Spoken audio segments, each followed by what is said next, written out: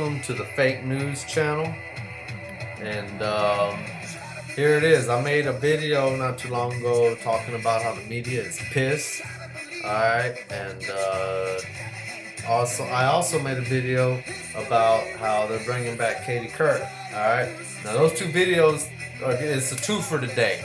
All right, you're gonna see evidence on why I made these videos, because now here comes the proof. I'm gonna tell you why you're seeing this happen, so it's fixing to make sense. This is why they're doing what they're doing.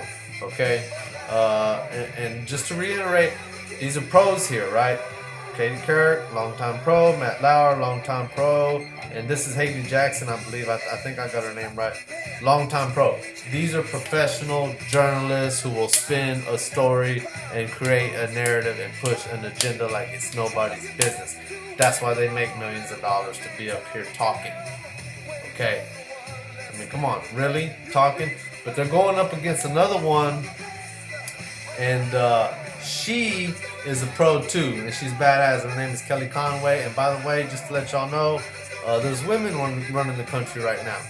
Okay, so all you who wanted to vote for Hillary Clinton, guess what? It's women that won the presidency. Kellyanne Conway, you're not gonna out-talk her. Okay, she's a fucking genius. All right, and a bunch of women that work for Trump and the whole Trump administration are fucking badass, and they're smart, and they're quick, and they're sharp-tongued, and they're quick-witted, and you're not gonna fucking outsmart them. And they're finna show y'all what's fixing to go down. But look, check this out. Let us bring in Kellyanne Conway. She ran President-elect Trump's campaign and will serve as his White House counselor. Kellyanne, Happy New Year. Good to see you.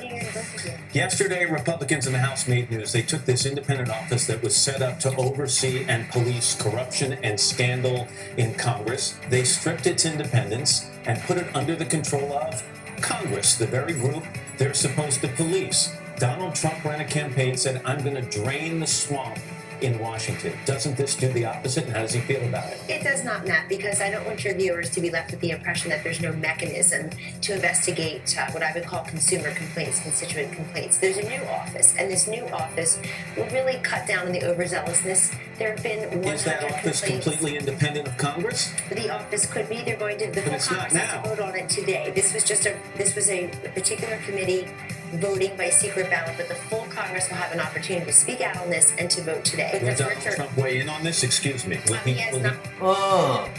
She's handling Matt now. Katie Couric tries to jump in, but Matt's not finished. You see, they can't wait. They're ganging up on her. It's 2-on-1 right now, but she's got this. Watch this. You tell them how he feels about it? He is not at the moment. I'm sure that when he feels the urge to weigh in on something, he certainly does. But let me make very clear: if a constituent has a complaint, they can still lodge that complaint. They can't do it anonymously. And many of these people, members and their staffers who have been under investigation, have complained about their due process rights being violated and being compromised. So they need protections as well. Let's talk about. Yeah, let's talk about something else. Because you nailed our ass on that one. Look at Matt.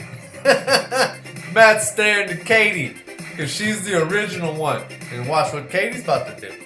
About Obamacare, because number one for the new Congress is to repeal Obamacare. Is the Republican Congress, Kellyanne, willing to take ownership of this issue, and have they come up with something to replace Obamacare?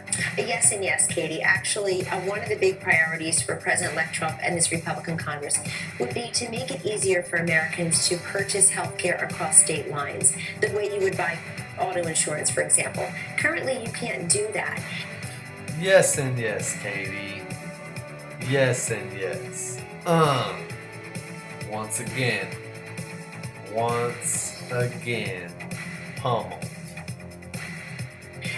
We also were talking about a more patient-centric free market system where you have health savings accounts. You own it, it has your name on it, and you can control your healthcare spending for you and your family. This particularly impacts women who are the chief healthcare officers of their household. There are some aspects of the Affordable Care Act that Donald Trump has in fact praised. Coverage for people with pre-existing conditions, for example, allowing kids to stay on their parents' health care plans until they're 26 years old. Is he committed to maintaining those parts of the law, and how will he do that without the individual mandate to pay for them? So he is committed to retaining those pieces that his advisors will say are working. He'll be, I think, talking to his HHS Secretary Designee, Congressman Tom Price, about it and other experts in the field.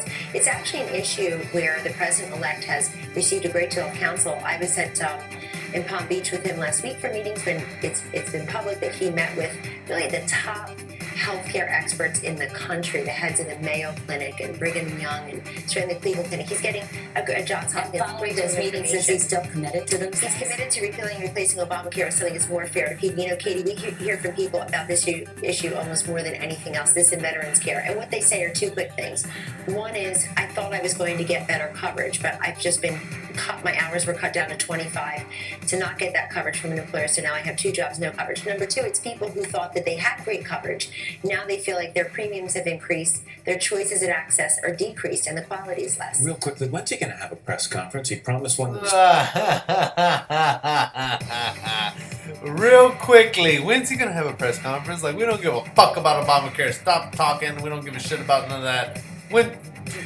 Enough of this. We're asking the questions. You answer them. December to talk about conflict of interest with his business. The last time he held one was 159 days ago.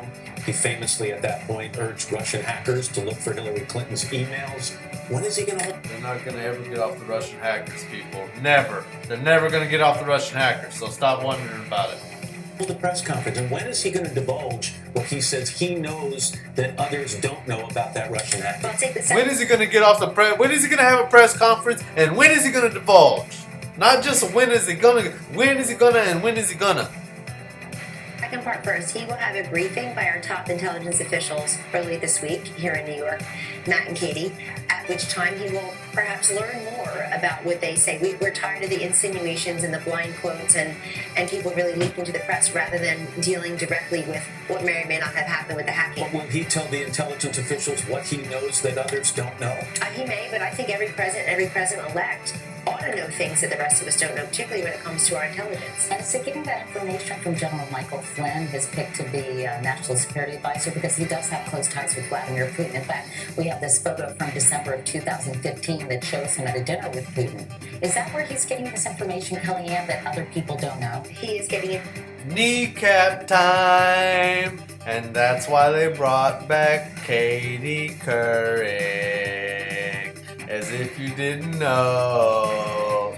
This is her job. This is what she's good at. Saw that? Kneecap her. Boom! Right to the kneecap. That's what it's called. A kneecap is when somebody goes for the knee. It's like illegal. Sometimes it's not illegal. Sometimes it's just frowned upon.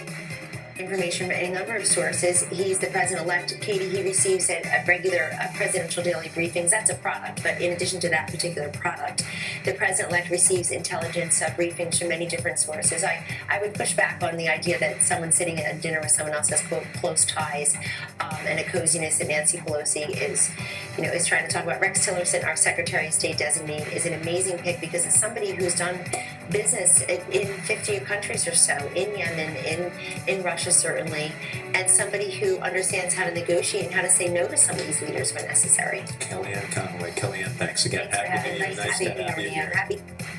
Kellyanne Conway. Kellyanne Conway. Thank you. Happy New Year's. Thank you for showing up on the show.